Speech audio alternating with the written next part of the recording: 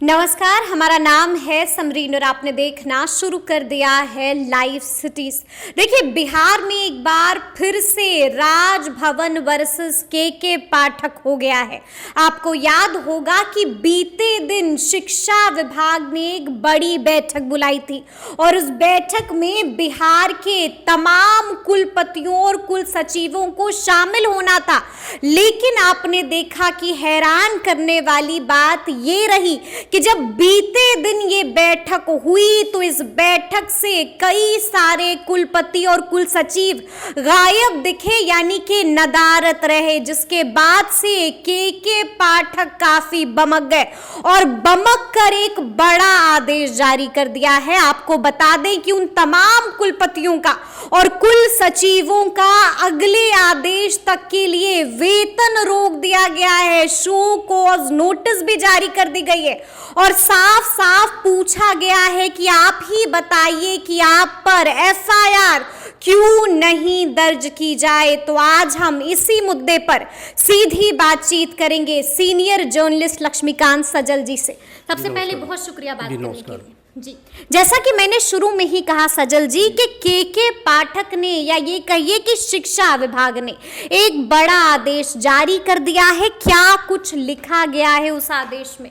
देखिए, सबसे पहले तो हम लोग बैकग्राउंड में चलें। बैकग्राउंड इसका ये है कि 20 फरवरी को शिक्षा विभाग ने एक आदेश जारी किया था। ये आदेश सभी विश्वविद्यालयों के कुलपतियों, कुल सचिवों और परीक्षा नियंत्रकों को था कि 28 फरवरी को शिक्षा विभाग ने बिहार के विश्वविद्यालयों में परीक्षा और रिजल्ट को लेकर समीक्षा बैठक बुलाई थी। उस बैठक में सभी पारंपरिक विश्वविद्यालयों के कुलपति, कुल सचिव और परीक्षा नियंत्रक बुलाए गए थे। बैठक की सारी तैयारी हुई क्योंकि उस पत्र में ये भी कहा गया था कि यह बैठक अपर मुख्य सचिव की अध्यक्षता में शिक्षा विभाग के हॉल में होगी। लेकिन जब ये आदेश निकला तो मगध विश्वविद्यालय के कुल सचिव और पूर्णिया विश्वविद्यालय के कुलपति ने राजभवन से दिशा निर्देश मांगा कि शिक्षा विभाग ने जो बैठक बुलाई है तो उसको लेके मुझे दिशा निर्देश दीजिए, मुझे जाना है या नहीं जाना है।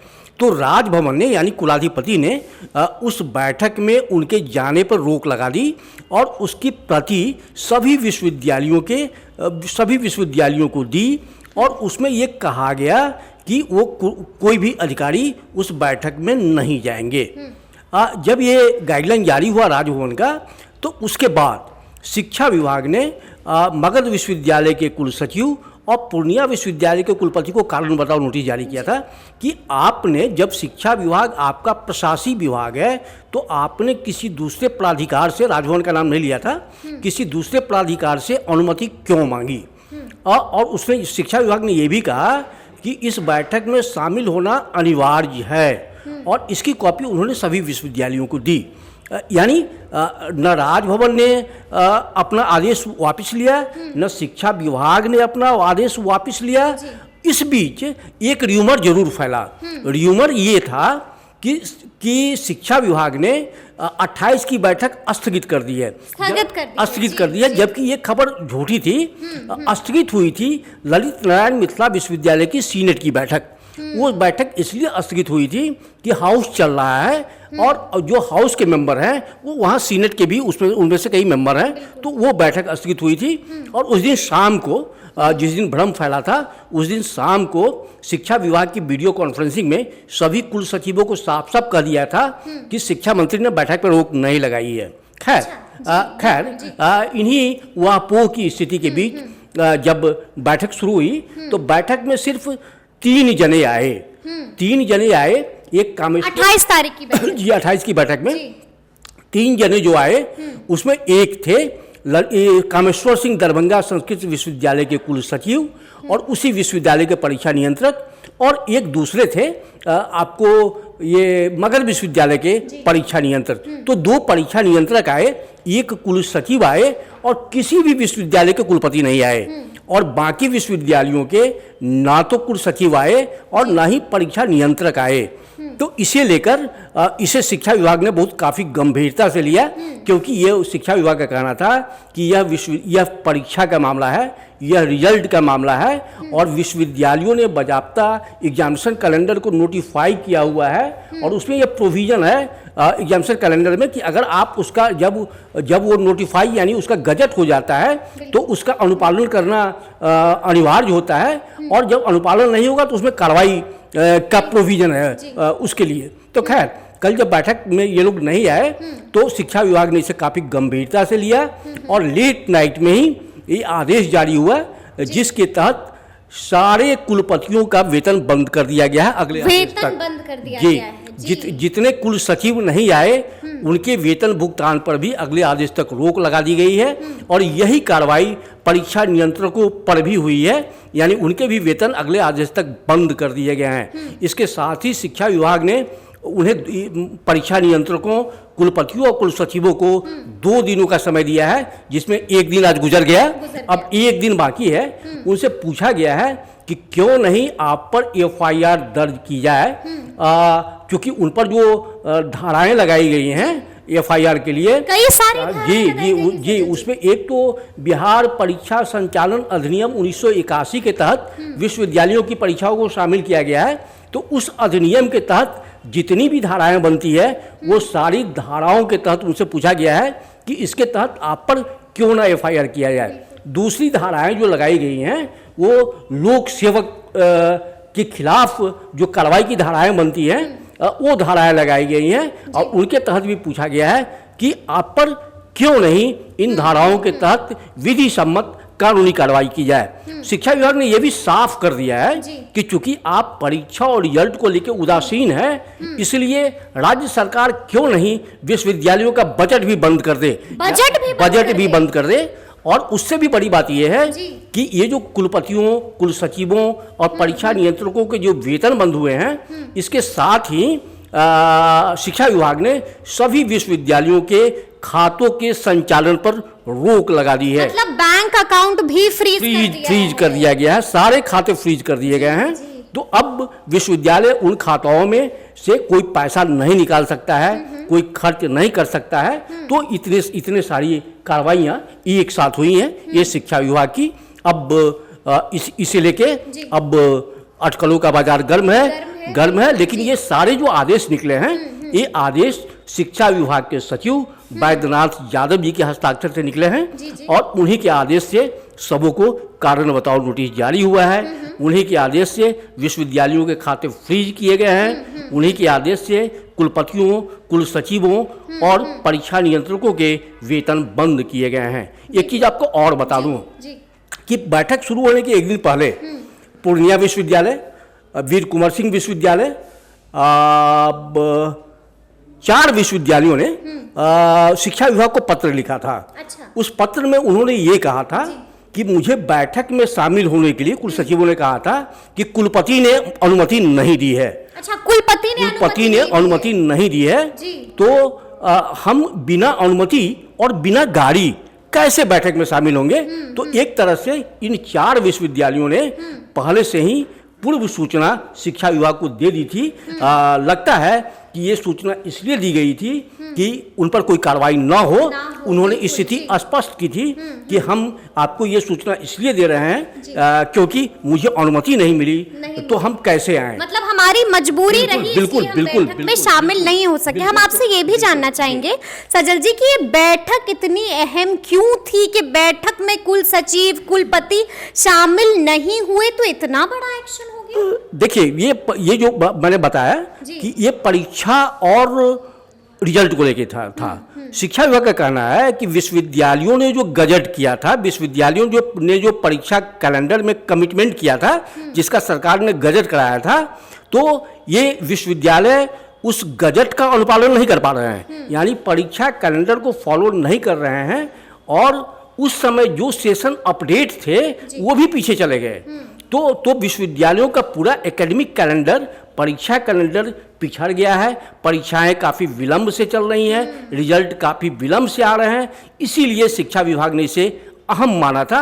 आपको एक चीज और बता दें कि विश्वविद्यालयों में जो पीजी यूजी से ऊपर की परीक्षाएं होती हैं उसके सर्वे सर्वा कुलपति होते हैं, और यूजी स्तर तक की जो परीक्षाएं होती हैं उसके सर्वे सर्वा प्रतिकुलपति होते हैं, और उन सबके परीक्षा की जो संचालित करते हैं, रिजल्ट देते हैं, उसके लिए हर विश्वविद्यालय में एग्जामिनेशन कंट्रोलर होते हैं। तो इसी को लेके कुल सचिव के पास चूंकि एडमिनिस्ट्रेशन होता है, विश्वविद्यालयों के प्रशासक कुल सचिव ही होते हैं, इसीलिए इन 3 जनों को शिक्षा विभाग ने बुलाया था, कुलपतियों को, कुल सचिवों को और परीक्षा नियंत्रकों को। इसीलिए यह बैठक जो अहम थी वो विश्वविद्यालयों की परीक्षाएं और रिजल्ट को लेकर अहम थी। अच्छा, ये भी खबर आ रही है कि जब कुल सचिव, कुलपति जब इस बैठक में शामिल नहीं हुए तो बजाबते उनके पास फोन जाने लगे, उनसे पूछा जाने लगा कि आखिर आप इस बैठक में शामिल क्यों नहीं हुए थे। तो देखिए, उन्होंने अलग अलग तरह के कारण बताए हैं। क्या लगता है क्यों नहीं शामिल हुए? नहीं, वो तो राजभवन की रोक थी ना जी। आपको, चूंकि पूर्णिया विश्वविद्यालय के कुलपति ने और मगध विश्वविद्यालय के कुल सचिव ने राजभवन से इस बैठक को लेकर गाइडलाइन मांगा था। क्योंकि बिहार के जो राज्यपाल होते हैं वो राज्य के पारंपरिक विश्वविद्यालयों के पदेन कुलाधिपति होते हैं, तो उन्होंने कुलाधिपति से परमिशन मांगा था, गाइडलाइन मांगा था कि सरकार ने हमें बुलाया है इस बैठक में शामिल होने के लिए, हमें दिशा निर्देश दिया जाए, हमें मार्गदर्शन किया जाए कि क्या करना है, जाए या ना जाए। तो राजभवन ने साफ कर दिया कि भाई इस बैठक में जाने की अनुमति आपको नहीं दी जाती है, और इसकी कॉपी सभी विश्वविद्यालयों को दे दी गई। यानी सभी विश्वविद्यालयों को कह दिया गया कि आप को कुलाधिपति ने इस बैठक में जाने की अनुमति नहीं दी है। तो यही टकराव का मुद्दा यहीं से शुरू हुआ, और इसके बाद संबंधित जो कुलपति थे पूर्णिया विश्वविद्यालय के और जो मगध के कुल सचिव थे उन्हें शोकॉज किया गया था, और उन पर कार्रवाई की चेतावनी भी उन्हें दी गई थी। हाँ, तो राज्य सरकार ये मान के चल रही थी, राज्य सरकार ने साफ कर दिया था उसी पत्र में कि आपको इस बैठक में शामिल होना अनिवार्य है, और क्यों अनिवार्य है यह भी राज्य सरकार ने साफ कह दिया, साफ कह दिया था। लेकिन सजल जी, इसी बीच ये भी खबर आ रही है, जब कईयों को फोन लगाया गया तो उन्होंने साफ कह दिया कि विधानसभा में शिक्षा मंत्री विजय चौधरी ने साफ कहा था कि बैठक स्थगित हो गई है और हम लोग इसी कंफ्यूजन में रह गए। ये भी कहा नहीं, वो मैंने आपको पहले ही कह दिया था कि वो जो बैठक स्थगित हुई थी वो ललित नारायण मिथिला विश्वविद्यालय की सीनेट की बैठक थी, वो स्थगित कर दी गई थी। और उसी दिन शाम को, जिस दिन ये बैठक सीनेट की स्थगित हो गई थी, उसी दिन शाम को जब विश्वविद्यालयों की रोज 5 बजे वीडियो कॉन्फ्रेंसिंग होती है, 4 बजे शिक्षा विभाग के साथ, तो कुलपतियों ने और कुल सचिवों ने जब ये पूछा तो उच्च शिक्षा निदेशक रेखा कुमारी ने साफ कह दिया कि उनकी बातचीत शिक्षा मंत्री से हुई है और यह बैठक स्थगित नहीं की गई है। अच्छा, उन्होंने साफ कह दिया कि बातचीत हो गई है। बिल्कुल शिक्षा मंत्री से उनकी बातचीत हुई है, और शिक्षा मंत्री ने साफ कहा है कि ये शिक्षा विभाग द्वारा जो बुलाई गई बैठक है, यह बैठक स्थगित नहीं हुई है। वह जो बैठक स्थगित हुई थी वो सीनेट की बैठक थी, ललित नारायण मिथिला विश्वविद्यालय की, तो यह बैठक स्थगित नहीं हुई थी। अच्छा, हम ये भी आपसे जानना चाहेंगे कि कुलपति और कुल सचिवों के लिए तो धर्म संकट वाली स्थिति थी। एक तरफ राजभवन ने मना कर दिया था, एक तरफ से शिक्षा विभाग कह रहा था कि आपको बैठक में शामिल होना है। यानी कि अब जो कार्रवाई की बात हो रही है, कितना जायज है सर? देखिए, विवाद की जो शुरुआत हुई, इस पर्टिकुलर विवाद की हम बात कर रहे हैं, तो इस विवाद की शुरुआत हुई पूर्णिया विश्वविद्यालय के कुलपति और पूर्णिया विश्वविद्यालय के कुलपति और मगध विश्वविद्यालय के कुल सचिव द्वारा मार्गदर्शन मांगे जाने के बाद। क्योंकि जब आप इसके पहले शिक्षा विभाग द्वारा बुलाई जाने वाली बैठक में आप शामिल होते रहे हैं, तो फिर उनमें तो बड़े बड़े मुद्दे हुआ करते थे। यह तो छोटा मुद्दा था, सिर्फ छात्रों के हितों को लेकर यह बैठक बुलाई गई थी। तो इसे लेकर पता नहीं मार्गदर्शन मांगना उनका कहाँ तक वाजिब था। तो विवाद यहीं से शुरू हुई, जबकि प्रशासनिक विभाग शिक्षा विभाग है, तो कम से कम ये तो था कि जो मुद्दा था वो अहम था, और इसे लेके अगर उन्होंने मार्गदर्शन मांगा तो तब रोक लगाई राजभवन ने। तो विवाद यहीं से शुरू हुआ है कि ये जो मगध के कुल सचिव हैं और पूर्णिया विश्वविद्यालय के कुलपति हैं। इनके जो मार्गदर्शन के बाद ही ये पूरा जो स्थिति है ये विस्फोटक हुई है। और मुझे लगता है कि विवाद का पटाक्षेप भी अब इतनी जल्दी नहीं होने वाला है। और ये आपको याद होगा कि पिछले बार जब बिहार विश्वविद्यालय के भी खाते फ्रीज हुए थे और वहाँ भी FIR का ऑर्डर गया था, आपको याद होगा, वो तिरहुत डिवीजन के RDD को, तो जाके मुख्यमंत्री को पहल करनी पड़ी थी और तब मामला सुलझा था। उसमें आपको ये भी याद होगा कि राज्यपाल ने वहाँ के कमिश्नर को बुलाया था, डिवीजनल कमिश्नर को, और उन्हें कहा था। तो खैर तो क्या लगता है सज्जल जी, इस बार भी मुख्यमंत्री को हस्तक्षेप करना पड़ेगा? बिल्कुल इस बार भी स्थिति अब यहाँ तक पहुँच गई है, तो अब हस्तक्षेप जब तक नहीं होगा तो मुझे लगता है कि हाँ, अब इसमें ये देखिए सबसे पहले कि उनका जवाब क्या आता है सो कुछ का, या हो सकता है वो जवाब ना भी दें, तो उस पर डिपेंड करेगा। लेकिन ये है कि अब ये जो विवाद है ये उस मोड़ पर पहुंच चुका है कि जहां सीधे मुख्यमंत्री के हस्तक्षेप के बिना ये विवाद सुलझने वाला नहीं है। सुलझेगा। एक आखिरी सवाल के 2 और 3 मार्च को एक ट्रेनिंग भी बुला ली गई है, क्या लगता है इस ट्रेनिंग में कुलपति कुल सचिव पहुंचेंगे? अभी जो स्थिति बनी हुई है उसको लेकर कहना मुश्किल है कि वो ट्रेनिंग प्रोग्राम का सक्सेस होगा या सक्सेस नहीं कहेंगे, उसमें ये लोग आएंगे क्योंकि वो 2 दिन का है और रेसिडेंशियल है, आवासीय है, यही चाणक्य नेशनल लॉ यूनिवर्सिटी में है। तो अब लगता है कि उस पर भी ये सवाल ग्रहण लग गया है उस पर। लेकिन अभी तक की स्थिति है शिक्षा विभाग ने उस ट्रेनिंग प्रोग्राम को भी स्थगित नहीं किया है और मुझे लगता है कि वो स्थगित होगा भी नहीं।